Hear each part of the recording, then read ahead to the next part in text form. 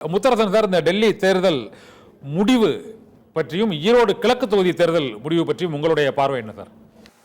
டெல்லி தேர்தலில் இப்பொழுது இருக்கிற தேர்தல் முறையில் பாஜக அதிக இடங்கள் வெற்றி பெற்றிருக்கிறது. ஆம் ஆத்மி ஆட்சியில் இருந்த கட்சி 2வது இடத்திற்கு தள்ளப்பட்டிருக்கிறது. என்ன நம்ம பார்க்கணும் அப்படின்னா, கடந்த 3-4 ஆண்டு காலமாக டெல்லி, அதாவது ஒன்றிய அரசாங்கம், அந்த மாநிலத்தில் இருந்த கெஜ்ரிவால் அரசாங்கத்திற்கு எதிராக நடத்திய இந்த அதிகார அத்துமீறல் இருக்கு இல்லையா, இந்த மாநில முதலமைச்சரே கைது செய்யப்பட்டு சிறையில் அடைக்கப்பட்டார். நீதிமன்றமே அவரை சிறையில் தான் வைத்திருக்க வேண்டுமா என்று கேட்டு தான் அவர் ஜாமீனில் வந்தார். அதே மாதிரி மற்றொரு அமைச்சரும் சிறையில் அடைக்கப்பட்டார். அதிகார அத்துமீறல்கள் இதெல்லாம் தொடர்ந்து நடைபெற்றது. இது ஒரு பக்கம். இன்னொரு பக்கம் என்ன நம்ம பார்க்கணும் அப்படின்னா, இந்த மதச்சார்பற்ற கூட்டணி அப்படிங்கிறது வகுப்புவாதத்திற்கு எதிரான கட்சிகள் நாடாளுமன்ற தேர்தலில் ஒருங்கிணைந்து போட்டியிட்டது. அப்படி போட்டியிட்டதுங்க அதுவே ஒரு முழுமையான ஒருங்கிணைப்பு என்று சொல்ல முடியாது. ஆனாலும் கூட பாஜகவின் வெற்றியை அதனால் தடுத்து நிறுத்த முடிந்தது. அறுதி பெரும்பாலத்தை பாஜகவால் பெற முடியவில்லை. இப்போ டெல்லி மாநிலத்தில் 70 தொகுதிகளுக்கு தான் தேர்ந்தெடுக்குது. அப்ப வகுப்புவாதத்தை எதிர்க்கிறது அத்தனை பேரும் தனித்தனியாக போட்டியிடக்கூடிய ஒரு சூழல்ல பாஜக அந்த வெற்றி பெற்று வருது. இந்த கட்சிகள் எல்லாம் வாக்கு விவரங்களை பார்த்தோம்னா அந்த ஒரு உண்மை என்ன என்பது தெரிய வரும்.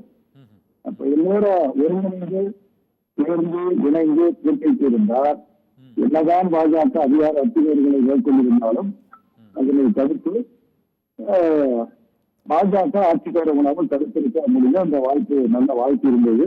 அந்த வாய்ப்பை, அதாவது மக்கள் பாஜகவிடாக வாக்களிப்பதற்கு தயாராக இருந்தாலும் அந்த ஒருங்கிணைக்கக்கூடிய கட்சிகள், ஆம் ஆத்மியா இருக்கட்டும், காங்கிரஸா இருக்கட்டும், மற்ற கட்சிகளா இருக்கட்டும், ஒரு ஒருங்கிணைந்து செயல்படுவதற்கு விளைவாக இன்றைக்கு பாஜக இந்த ஆட்சியை கைப்பற்றியிருக்கிறது. ஓகே சார், ஈரோடு கிழக்கு தொகுதி தேர்தல் முடிவு சொல்லுங்க சார். ஈரோடு கிழக்கு தொகுதியில் நாம் தமிழர் கட்சி இந்த தபால் வாக்குகளில் நோட்டாவை விட குறைவாக வாங்கியிருக்கிறாங்க ஒன்று. இன்னொன்று, இப்போதைக்கு ஒரு 25,000 வாக்குகள் பின்தங்கி இருக்கிறாங்க. அதிமுக பாஜக புறக்கணித்தும் இந்த நிலை ஏற்பட என்ன சார் காரணம்? அதிமுகவும் பாஜகவும் இந்த தேர்தலுக்கு சொன்ன காரணங்கள் பொருத்தமில்லாத காரணம். திமுக ஆட்சியில் இருக்குது, ஆகவே அதிகார அத்துமீறல் நடக்கும், ஆகவே நாங்கள் போட்டியிடவில்லை என்று போட்டியில் இருந்து விலகி கொண்டதுக்கு சொன்ன காரணம் ஒரு வினோதமான காரணம். சரி, இப்போ 2026 சட்டமன்ற தேர்தலில் திமுக தான் ஆட்சியில் இருக்கும் போது அப்பயும் இந்த மாதிரி அவங்க ஒதுக்கிட்டு போயிடுவாங்களா? ஒதுக்க மாட்டாங்க. அப்போ தேர்தலை எதிர்கொள்வதற்கு அவங்க தயாராக இல்லை. ஒரு சீமான் கட்சியை அவர் வழக்கம் போல தனிச்சு நிற்பேன் போட்டார்.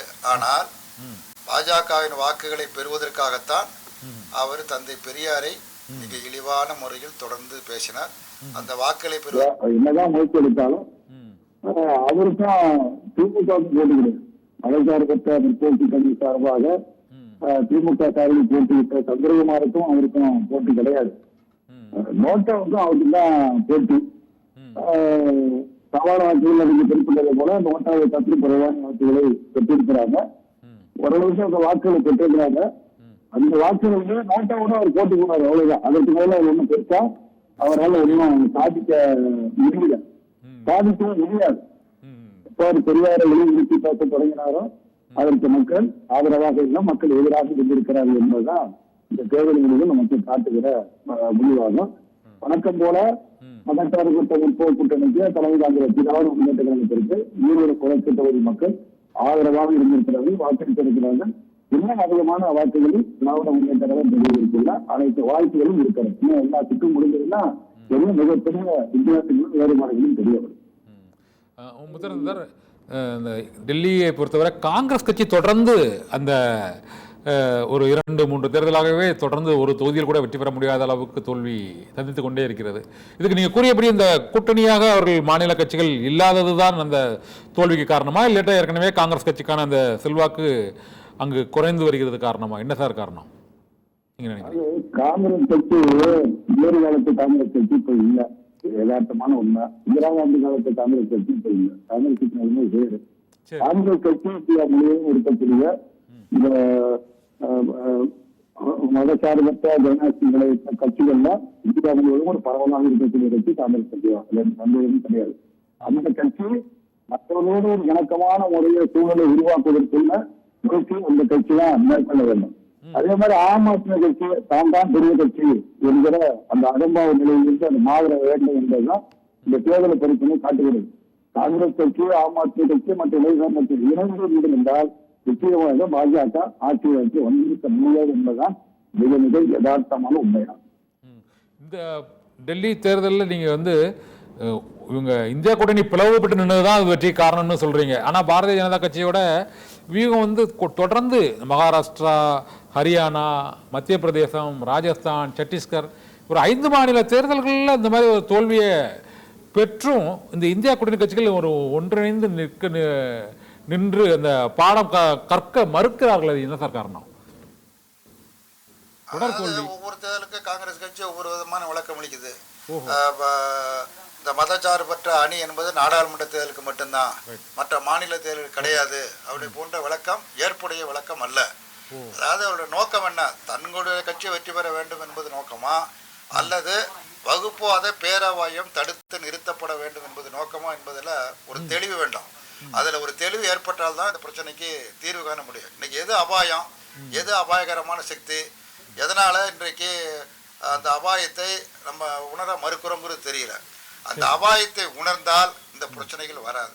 அபாயத்தை உணரலை, நாடாளுமன்ற தேர்தலுக்கு மட்டும்தான் அது, சட்டமன்ற தேர்தல் எல்லாம் அங்கங்கே அப்படி வேணாலும் இருக்கலாம் அப்படின்னா, தமிழ்நாட்டில் தொடர்ந்து மதச்சார்பற்ற முற்போக்கு கூட்டணி திமுக தலைவர் வெற்றி பெறுகிறது என்று சொன்னால், இங்கு திமுக தலைமை தாங்க கட்சியாக இருந்தாலும் கூட மற்ற தோழமை கட்சிகளை தொடர்ந்து அரவணைத்து செல்கிறது. இப்போ ஈரோடு கிழக்கு தொகுதி இடைத்தேர்தல் சொன்னால் அங்கே காங்கிரஸ் போட்டியை விட்டு பொது தேர்தலில் வெற்றி பெற்றது, அடுத்தது இடைத்தேர்தலில் வெற்றி பெற்றது. இப்பொழுது இந்த தேர்தல் வருகிற பொழுது யார் போட்டியிட வரும்போதே காங்கிரஸ் கட்சியோட கலந்து ஆலோசனை செய்தது மட்டுமல்ல, மற்ற தோழமை கட்சிகளோடு கலந்து பேசி திராவிட முன்னேற்ற கழகமே போட்டியிடுவது நல்லதாக இருக்கும் என்று கருத்துக்களை கேட்டு அதன் அடிப்படையில் ஒரு ஒத்த கருத்தை உருவாக்குறது திராவிட முன்னேற்ற கழகம்.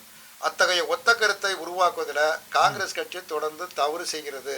அதனால் ஏற்படக்கூடிய இதுதான், இதை ஒரு படிப்பனையாக பாடமாக ஏற்றுக்கொள்ள வேண்டாம். இன்னைக்கு டெல்லியில் ஏற்பட்டிருக்கிற இந்த தோல்வியை இதுவே முடிவானது அல்ல. ஆனால் இதை ஒரு படிப்பனையாக பாடமாக ஏற்றுக்கொண்டு அடுத்தடுத்து வரக்கூடிய காலங்களில் எத்தகைய அரசியல் நிலைப்பாட்டை மேற்கொள்ள வேண்டும் என்பதில் ஒரு தெளிவான முடிவிற்கு காங்கிரஸ் கட்சியும் வர வேண்டும், மற்ற தோழமை கட்சிகளும் வர வேண்டும், அதை போல வர வேண்டும் என்பதுதான் என்னுடைய கருத்து.